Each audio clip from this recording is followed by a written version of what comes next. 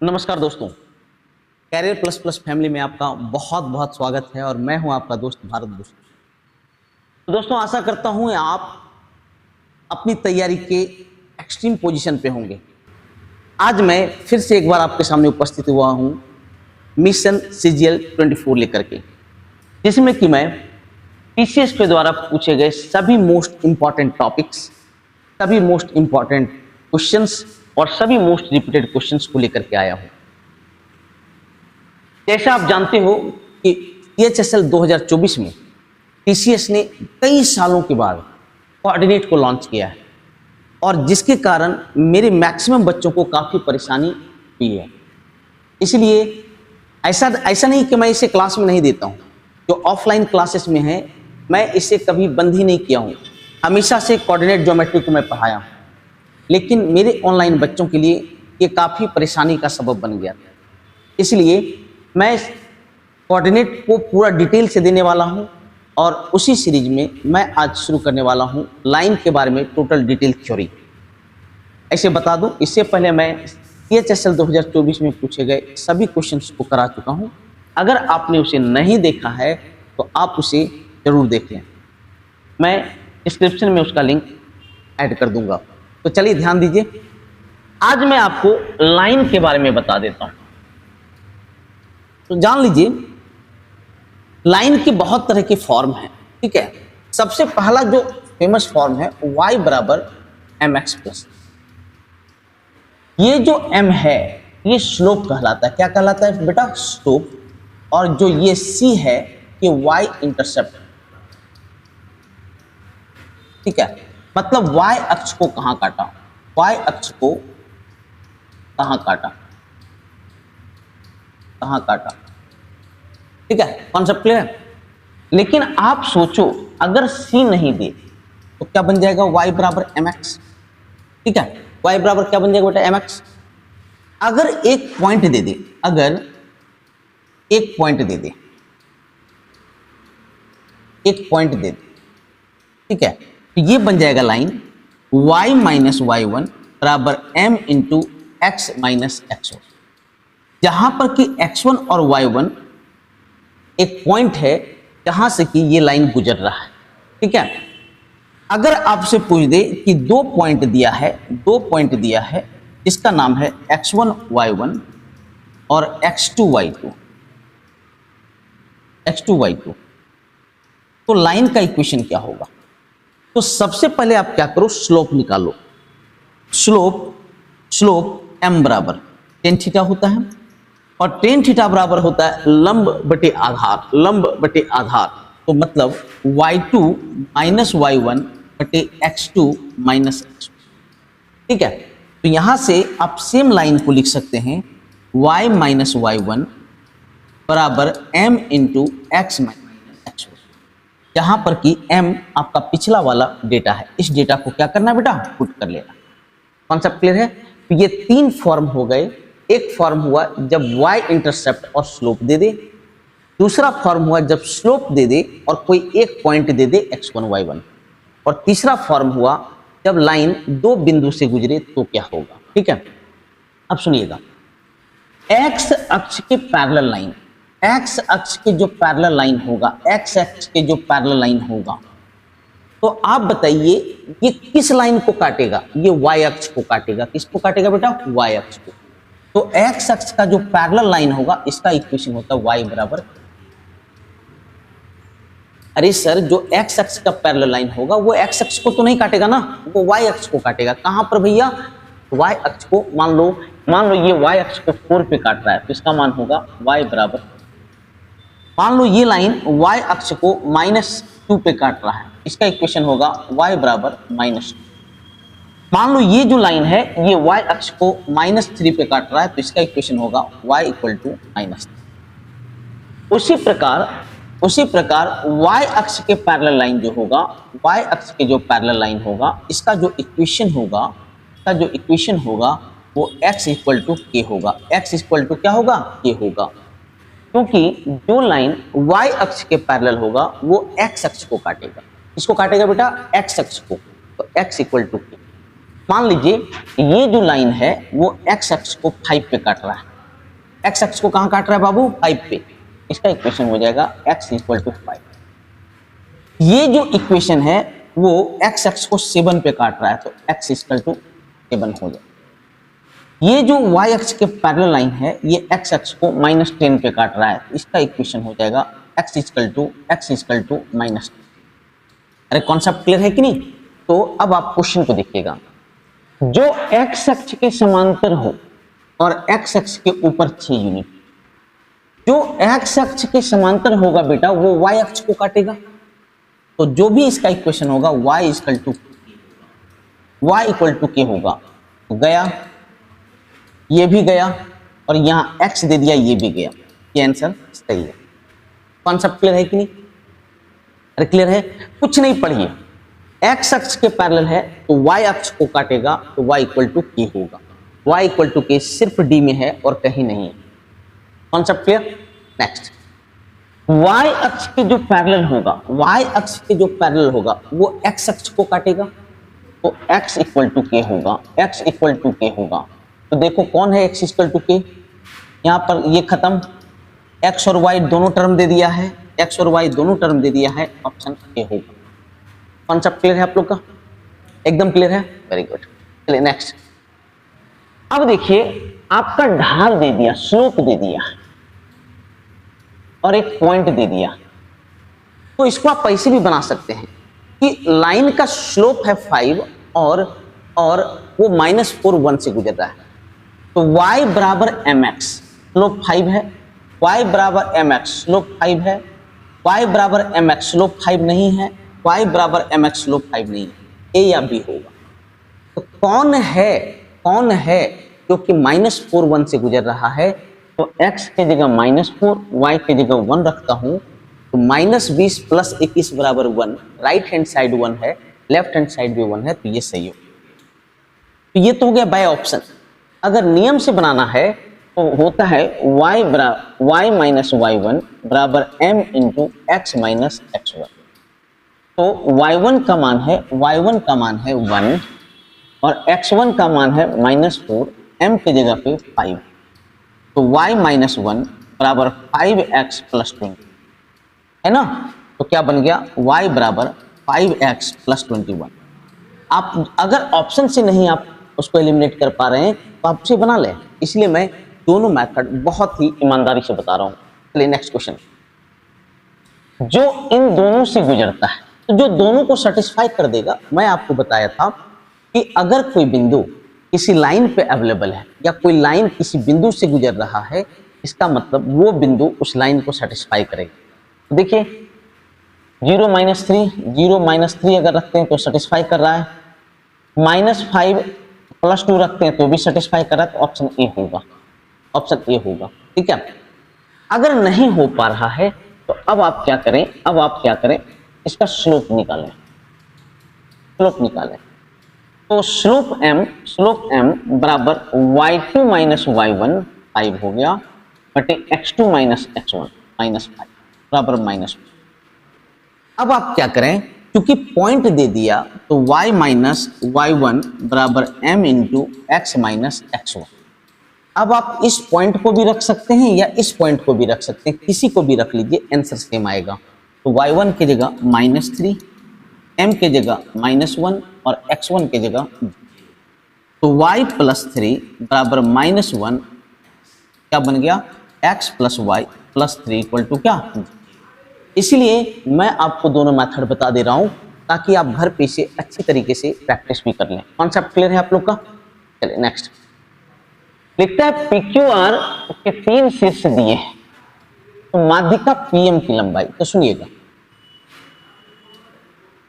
PQR ये है 2 3, ये है -3 7 और ये है -1 -3। तो माध्यिका PM का क्या पूछ रहा है? इक्वेशन पूछ रहा है, क्योंकि ये मीडियन है बेटा। ये क्या है? मीडियन है, का मतलब ये मिड पॉइंट होगा। और मिड पॉइंट निकालने का क्या नियम है? x को जोड़ करके आधा कर दो तो -2 और y को भी जोड़ करके आधा कर दो तो 7 में 3 गया तो 4 भागा 2 हो गया।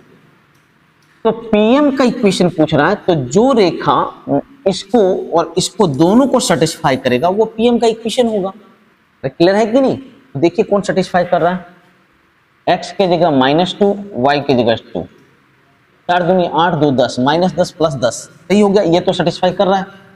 इसको देख लीजिए, x के जगह 2, y के जगह 3, -12 + 12, यस, दोनों पॉइंट ऑप्शन ए को सेटिस्फाई कर रहा है, मतलब ऑप्शन ए ही है तो पीएम का इक्वेशन। और अगर आप नहीं कर पा रहे हैं तो ये जो पिछला क्वेश्चन मैं बताया था, दोनों पॉइंट, 2 पॉइंट दिया है तो कैसे इक्वेशन निकालते हैं, उसी प्रकार आप पीएम का इक्वेशन निकाल सकते हैं।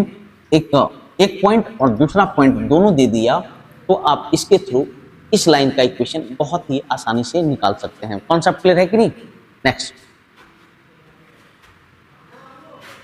इतना पर लंबा, एक बात याद रखिएगा, अगर दो लाइन लंब हो, अगर दो लाइन लंब हो, a1x + b1y = c1, सुनते एकदम ध्यान से सुनिएगा, एकदम बेजोड़ तरीके से सुनिएगा। अगर इसका पैरेलल लाइन लिखना है, अगर इसका पैरेलल लाइन लिखना है तो वो a1x + b1y = c2 होगा। लेकिन अगर इसका परपेंडिकुलर लाइन लिखना है तो क्या करना, इन दोनों का एक्सचेंज ऑफर निकालना, इन दोनों का एक्सचेंज ऑफर, माने b1 इधर आ जाएगा, a1 उधर चला जाएगा, तो b1x का परपेंडिकुलर लाइन b1x और a1y बराबर कुछ भी c3। अब अगर यहां दोनों प्लस है तो एक कहीं माइनस लगा दो। जो परपेंडिकुलर लाइन होता है, परपेंडिकुलर के केस में सुनिएगा, पैरेलल के केस में m1 × m2 बराबर, पैरेलल के केस में m1 बराबर m2 होता है, m1 बराबर क्या होता है बेटा, m2, जबकि परपेंडिकुलर के केस में m1 × m2 बराबर क्या होता है बेटा, -1 होता है, जो कि आप लोग को जानना चाहिए।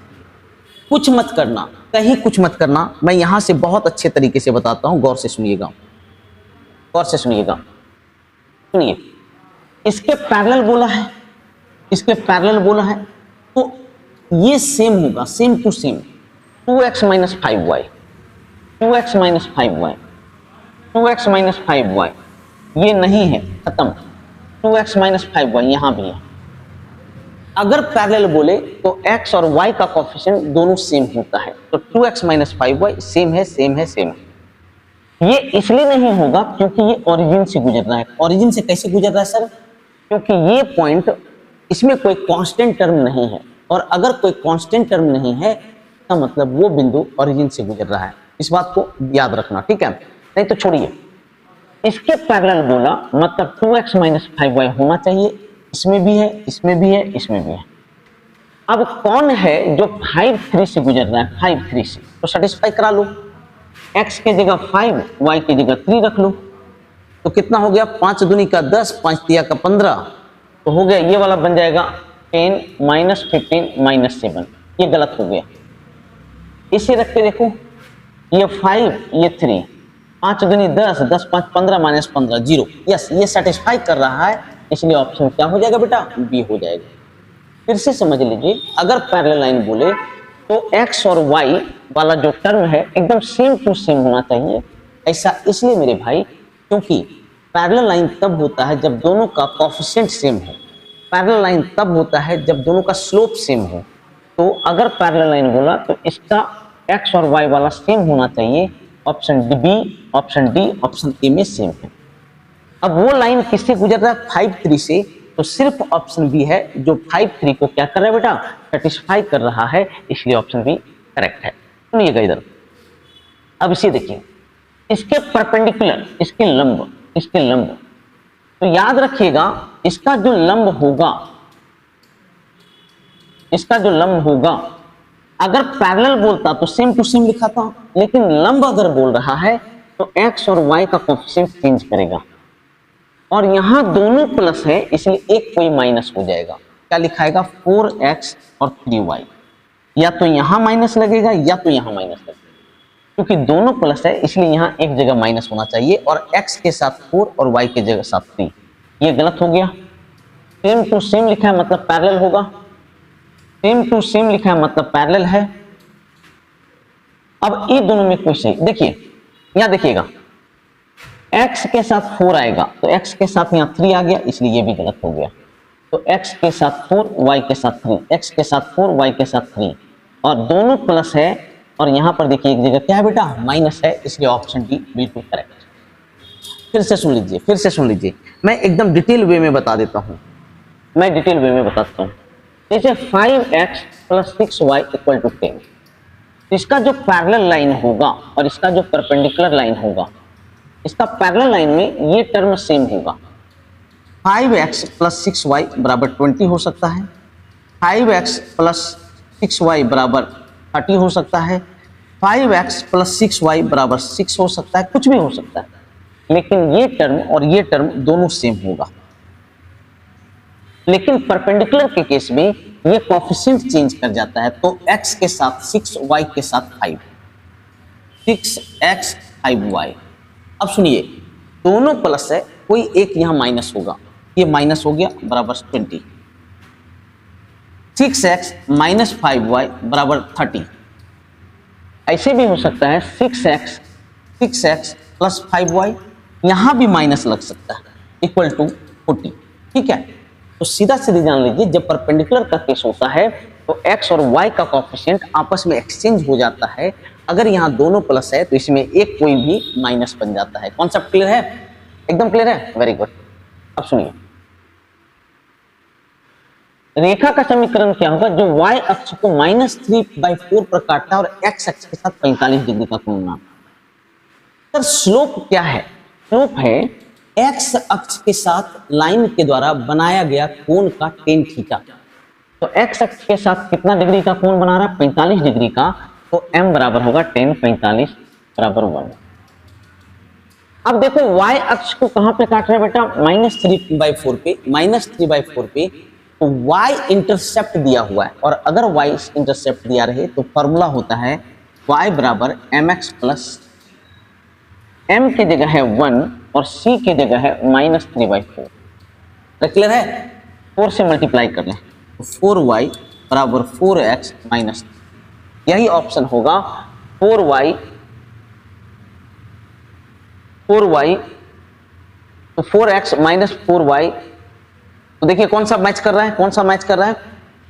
4x - 4y, 4x - 4y = 3।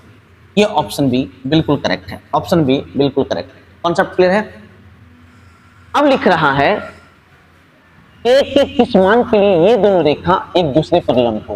मैं आपको बोला था लंब के लिए m1 × m2 = -1 होता है, और m बराबर, सुन लीजिएगा, ax + by = c एक इक्वेशन है, तो m बराबर होता है -a/b।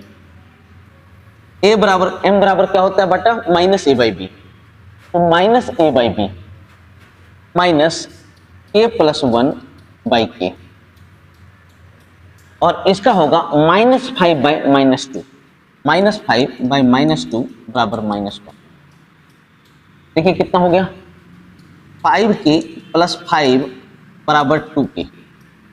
कितना हो गया? 3k = -5, तो k की जगह होगा -5/3। क्या होगा बेटा? -5/3। कॉन्सेप्ट क्लियर है आप लोग का? चलिए, ये रेखा और ये रेखा एक दूसरे की लंबवत होगा। सेम क्वेश्चन है, इसीलिए ये आपके लिए कैरियर वर्क है, ये आपका कैरियर वर्क है, जिसका आंसर आप लोग को कमेंट सेक्शन में देना है। जिन बच्चों का भी सही होगा मैं उन्हें हार्ट दे दूंगा, मैं उनको बता दूंगा कि आपका सही है। कॉन्सेप्ट क्लियर है? लेकिन कुछ क्वेश्चन मैं आपके लिए छोड़ता हूं, ये क्वेश्चन आपके लिए कैरियर वर्क है, जिससे आपको घर पे सॉल्व करना है। लंबवत होगा, दोनों रेखा लंबवत, और लंबवत जब होगा तो m1 × m2 = -1। m बराबर होगा -a/b, -a/b, तो -cos θ / sin θ, और m2 का मान होगा -a/b, -a/b, तो -1/-1 बराबर -1। cot θ बराबर 1, तो थीटा का मान 45 डिग्री, cot θ बराबर 1, तो थीटा का मान 45 डिग्री, दैट मीन्स π/4 होगा, π/4 होगा। कॉन्सेप्ट क्लियर है? अब लिख रहा है उस रेखा का समीकरण ज्ञात करो जो केंद्र से गुजरे। याद रखिएगा, जो केंद्र से गुजरेगा, जो 0 0 से गुजरेगा, उसका जो कांस्टेंट टर्म होगा उसका मान 0 होगा। यहां पर कांस्टेंट टर्म दिया है, खत्म। कांस्टेंट टर्म दिया है, खत्म। कॉन्सेप्ट क्लियर है? क्योंकि ये 0 0 को कभी सेटिस्फाई नहीं कर पाता है। केंद्र से गुजर रहा है, केंद्र से मतलब ओरिजिन दे सकते हैं, ओरिजिन से गुजर रहा है। अगर कोई ओरिजिन से गुजरेगा मतलब ओरिजिन 0 0 को ये सेटिस्फाई नहीं कर सकता है, नहीं सेटिस्फाई कर सकता। अगर कोई लाइन ओरिजिन से गुजर रहा है तो उसमें कांस्टेंट टर्म का मान क्या होता है? 0 होता है। अब देखिए क्या लिखा है, इसके पैरेलल, इसके जो पैरेलल होगा उस एक्स और वाई वाला टर्म तो बिल्कुल सेम टू सेम होगा। तो ये देखो, ये इसका परपेंडिकुलर है, ये इसका क्या है? परपेंडिकुलर है, और ये इसका पैरेलल है, सेम टू सेम है, इसलिए ये पैरेलल है। और ये क्या है बेटा? परपेंडिकुलर है। और देखिए दोनों ओरिजिन से गुजरता है। अगर इसके परपेंडिकुलर बोलता तो ये हो जाएगा, ये हो जाएगा, और पैरेलल बोला तो ये हो जाएगा। एक्स वाई वाला सेम है तो पैरेलल है, उल्टा होकर के निगेटिव लग गया तो परपेंडिकुलर है। कॉन्सेप्ट क्लियर है? और इस प्रकार लाइन का हर तरह का इक्वेशन खत्म हुआ। लेकिन एक और इक्वेशन है, वो भी मैं बता देता हूं, वो है इंटरसेप्ट फॉर्म। अगर आपसे बोल दें उस लाइन का इक्वेशन, उस लाइन का इक्वेशन जो एक्स अक्ष को 5 पर और y अक्ष को